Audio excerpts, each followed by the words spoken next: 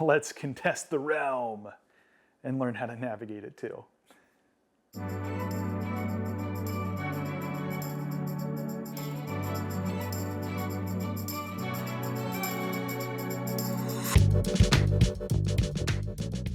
Hail Sorcerers, Root here, and welcome back to the archives.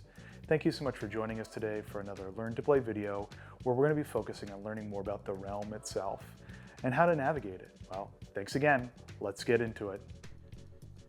Today's discussion covers pages 10 through 15 of the Sorcery Contested Realm rulebook, representing the rules after the release of Arthurian Legends. The game zones include the realm, which is a 20-space grid that sorcery is played on. The spellbook and atlas are represented by decks that are separated and placed into distinct regions, typically over to the side or below the playmats that you are utilizing.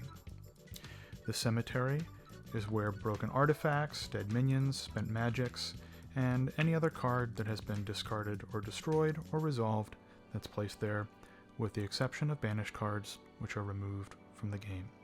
Additionally, each player has a hand of cards, with no maximum card limit. The hand contains both the atlas and spellbook cards. The areas of the realm are broken up into game regions. These regions represent the void, land sites, and water sites. Land sites and water sites may be distinguished based on the threshold that they provide. Sites are placed facing the owner and may be put in an orientation such as at the top of each site square or at the bottom to easily distinguish ownership. Each site has a top level, which is the surface, as well as a subterranean level. Subterranean levels allow things to burrow on land sites, which are represented by placing the card underneath, or submerge on water sites, similarly represented by placing the card underneath. Some cards force burrowing and submerging. For instance, if a card with submerge is forced to burrow underneath an earth site, or a card with burrowing is forced underneath a water site, they would immediately die and proceed to each respective cemetery. Additionally, some cards specify whether they utilize a body of water or a span of land. A body of water and a span of land are identified by contiguous adjacent sites of that same type. For instance, these 3 water sites are in one body of water, and these 2 water sites are in a separate body of water. It's important to note that ownership of the site does not determine whether or not it is contained within a body of water or a span of land. For instance, this is one contiguous span of land, which would allow the individual to use Minecart Madness. Whereas if the individual was attempting to use Marine Voyage, they would only be able to move within this set of body of water or this one. When navigating the realm, it's important to understand the concepts of targeting, as well as adjacency, and being nearby. The Sorcerer is atop this village. These 4 sites, as well as the site that the Sorcerer is located on, are considered to be adjacent to this card. Additionally, these 9 sites, including the card the Sorcerer is located atop, are considered to be nearby. For instance, if the Sorcerer was attempting to cast Blink, it would be able to move to any of these nearby locations, noting that it would not be able to transition to a different region within the void. And this is what target spell typically means when you are attempting to move or cast between regions. Again, regions are the void versus the top of the site and the subterranean or below levels, and the difference between water and earth. Related to the surface and subsurface, we utilize the terminology atop and under on cards to denote.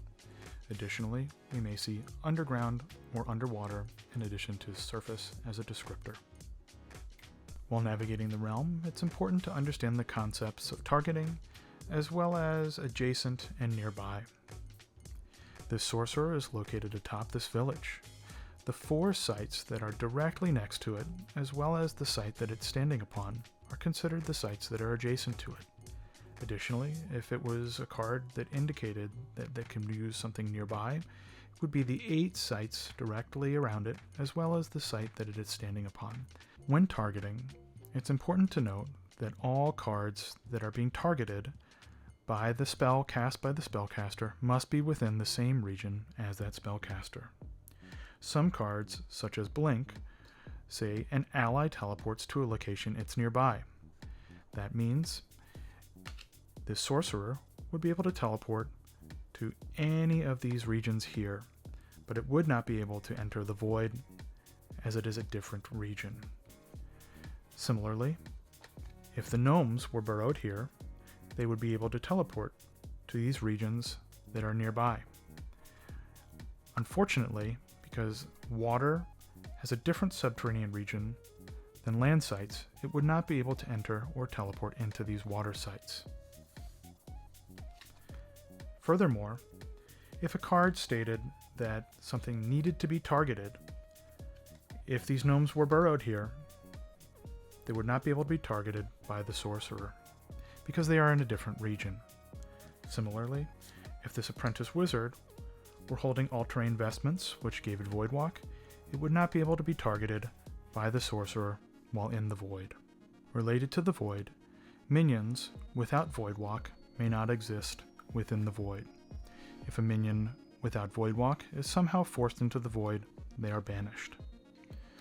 The void is a separate region from the surface of sites and may not be targeted by a spellcaster that is located on the surface of one of those sites. Now that we understand the different game zones of the realm, as well as the different game regions and how to navigate them using the target, adjacent, and nearby keywords, we'll now talk a little bit about setup, which is fairly easy. Setup for the game includes both players shuffling their atlas and spellbooks and then placing them in the designated areas. They would then place their avatar in the starting square, which is the center site of the back row. Players then determine who goes first, typically through rolling a dice or even playing rock, paper, scissors. You then draw your starting hand, which is 3 cards from the spellbook and atlas. You may choose to mulligan up to 3 cards from the combined hand, and when you do, you would then place that card on the bottom of the respective deck. Now that you've set up, you're ready to play sorcery and get ready to contest the realm. Thanks so much for joining today. I really hope you enjoyed this rules overview. If you've liked this video, please feel free to like and then share it with a friend who might be trying to learn the game as well. If you're interested in being notified, hit that button, and we would always love if you could subscribe to see when future videos might be uploaded and going live. Really want to thank you for taking the time and look forward to seeing you in the contested realms. Please make sure to keep an eye on the channel to watch all the upcoming other rules videos that will be released soon.